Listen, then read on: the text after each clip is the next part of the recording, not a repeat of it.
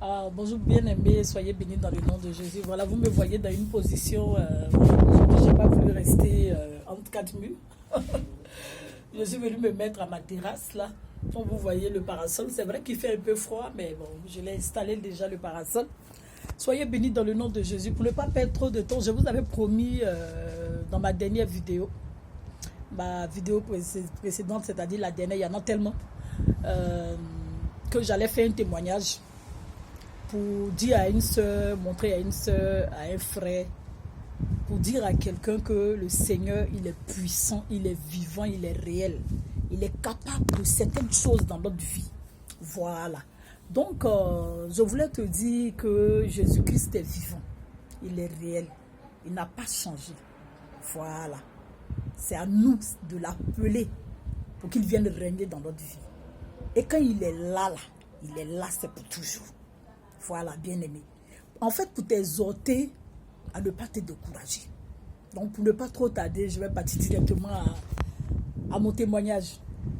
Voilà. Dans les années 2003-2004, voilà, 2003-2004, parce que mon fils Axel devait avoir 2 ans. Oui, il avait 2 ans. Donc, 2003-2004, voilà. J'étais à Benjerville.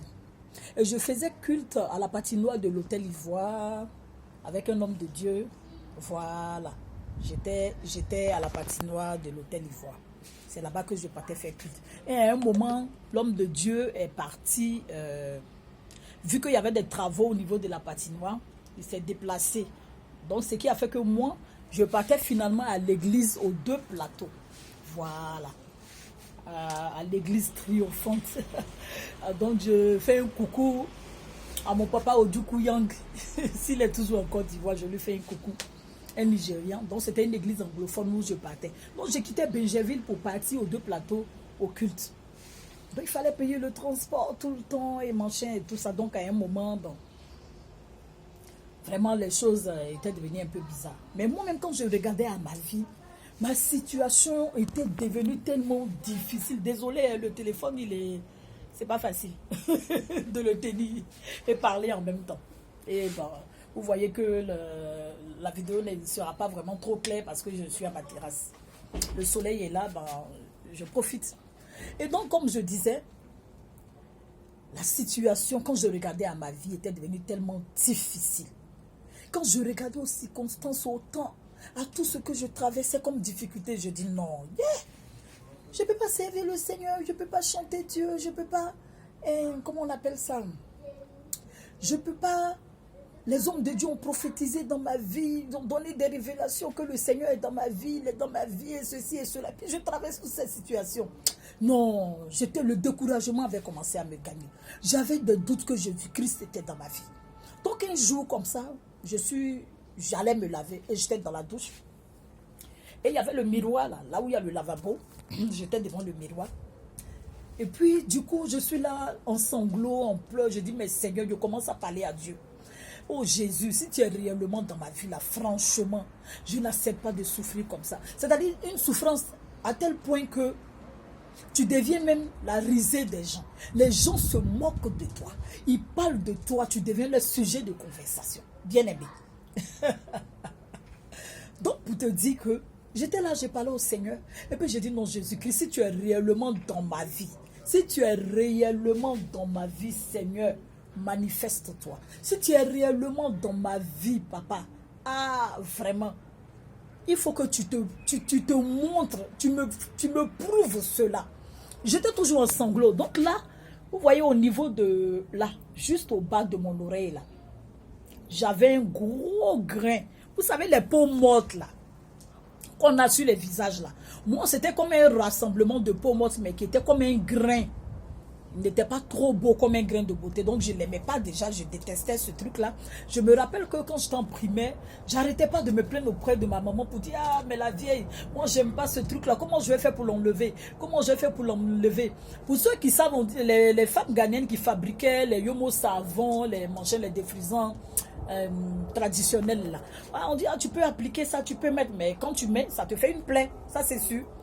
Et il y en a qui disaient, ah non, mais on peut enlever ça au rayon laser. Enfin, quand j'avais un peu grandi, on peut enlever ça au rayon laser sans qu'il y ait une cicatrice et tout ça. Mais ça, c'est coûteux.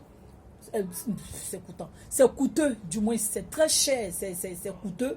Et c'est moyennant vraiment des sous. Et donc, ben voilà. Bref. Et là, donc dans mes sanglots, je dis, Seigneur, ah vraiment, pour me montrer que tu es réellement dans ma vie, Jésus-Christ de Nazareth, pour me montrer que tu es réellement dans ma vie, pour me montrer que tu n'as pas changé, Saint-Esprit, que tu es réellement dans ma vie là. Il faut que le signe pour me montrer que tu es réellement dans ma vie, Saint-Esprit ou Jésus, c'est ici. Il faut que le grain là, qui est là, disparaisse. Alors moi j'ai fini de dire ça devant le miroir à Bergerville. Et après je me retrouve au docu parce que vu que ça me coûtait cher de tout le temps payer le BACA, le transport, en aller et retour pour aller à la répétition jusqu'aux 2 plateaux à partir de Bergerville. Donc je me suis dit bon, je vais me rapprocher de l'église comme je fais partie du groupe musical pour pouvoir mieux servir. Et donc je me rapproche en allant chez une grande sœur qui habitait le Docuy, que je salue au passage, ma grande sœur Zou Yvette. Et donc, je m'en vais là. Et puis, un jour, je m'apprête, c'est un samedi après-midi, je m'apprête pour partir à la répétition. Donc, j'avais un tissage sur la tête. Donc, j'étais là, j'arrangeais mon tissage et tout ça devant le miroir, dans la douche. Et puis, un coup, je regarde, à force de regarder, je me rends compte que le grain là n'était pas là. Donc, je suis prise de panique. Je tremble, je panique, mon cœur commence à battre à la chamade. Et puis du coup, je fuis, je rentre dans la chambre. Je me mets à genoux, le front contre le sol. Je commence à prier, je me mets à genoux. Je commence à prier, je me mets à genoux. Seigneur, qu'est-ce qui se passe? Je deviens folle. Jésus, aide-moi. Qu'est-ce qui se passe? Seigneur, je suis prise de panique. J'ai carrément oublié ce que j'avais dit auparavant. Donc là, je suis prise de panique. Hein. Moi, je suis dans mon truc. Je suis en panique. Je suis troublée. Seigneur, viens à mon secours. Je deviens folle. Jésus, qu'est-ce qui se passe? Le grain a disparu. Si c'était moi qui l'avait enlevé, il allait avoir une plaie. Seigneur, et puis, pendant que je suis couchée en train de prier, en train de crier comme ça, c'est comme une voix qui me parle en mon cœur, qui rigole en fait, qui dit, mais tu n'as pas à avoir peur, tu ne deviens pas folle. Mais souviens-toi, c'est toi-même, quand tu étais dans la douche à Bergerville devant le miroir, tu as dit ces paroles-là, tu as dit, Jésus, si tu es réellement dans ma vie, Saint-Esprit, si tu es réellement dans ma vie là, par le signe, pour prouver que tu es réellement dans ma vie, il faut que ça disparaisse.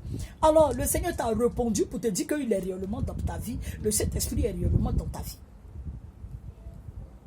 C'est pour ça que ça a disparu. Et donc, je suis dans la joie.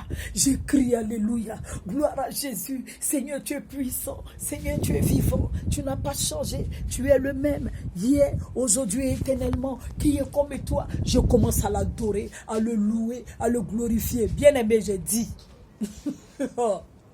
Et là, j'ai réalisé, je me suis dit, ah. Donc, si ma vie est si difficile, c'est parce que moi-même, je permets que ma vie soit difficile.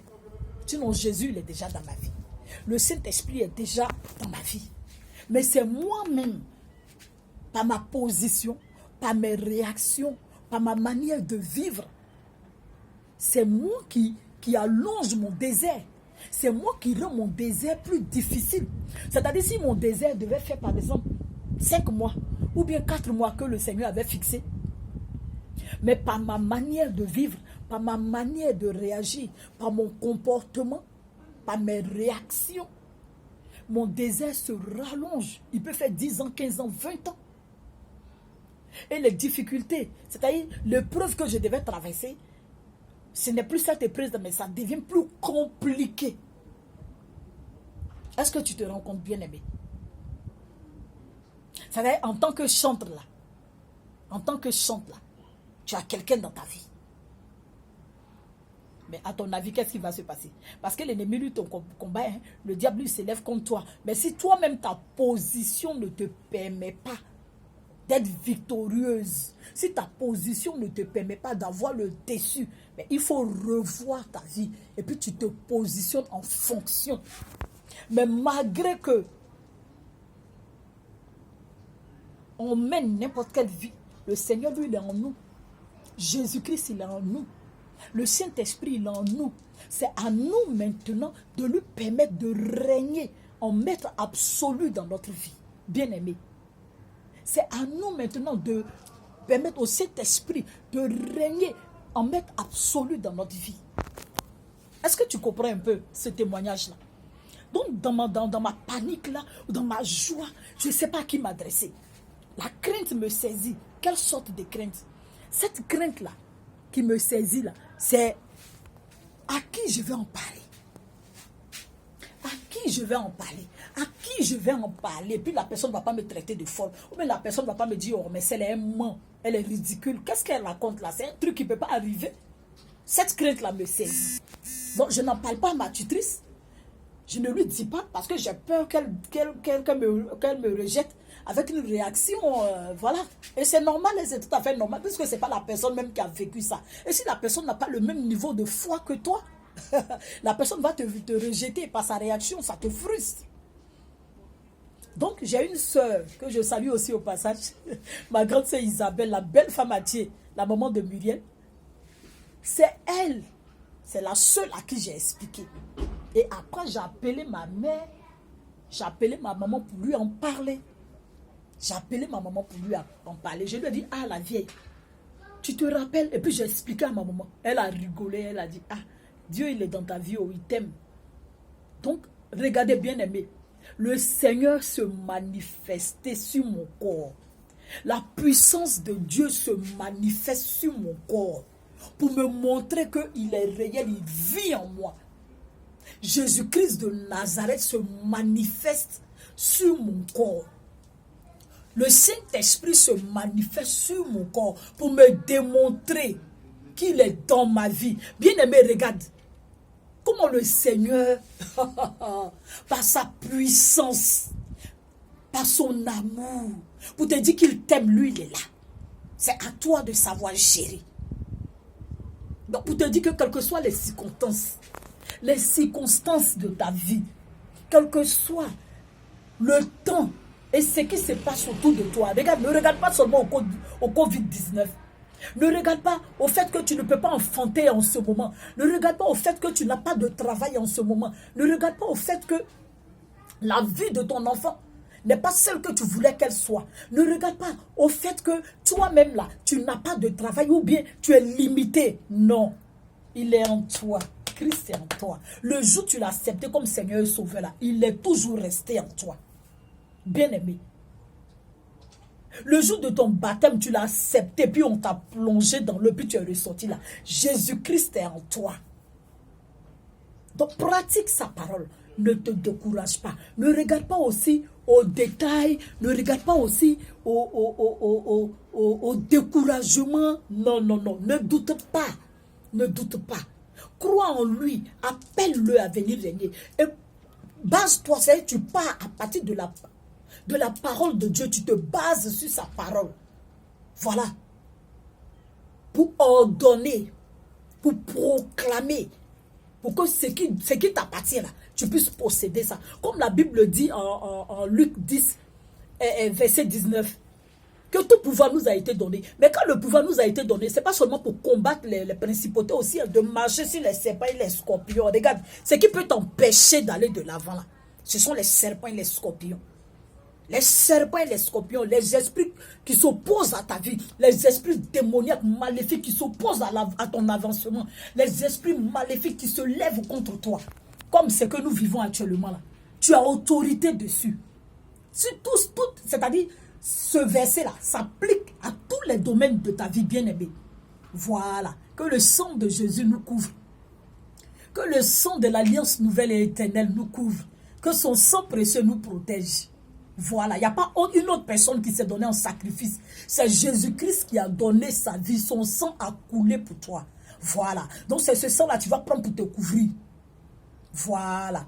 Donc soyez bénis dans le nom de Jésus. C'était juste pour pouvoir t'amener à regarder au Seigneur, à fixer ton regard vers lui. À ne point te décourager. Ne regarde pas au Covid-19. Ordonne et puis il va capituler au nom de Jésus. Regarde, la Bible dit qu'il a reçu le nom qui est au-dessus de tous les noms.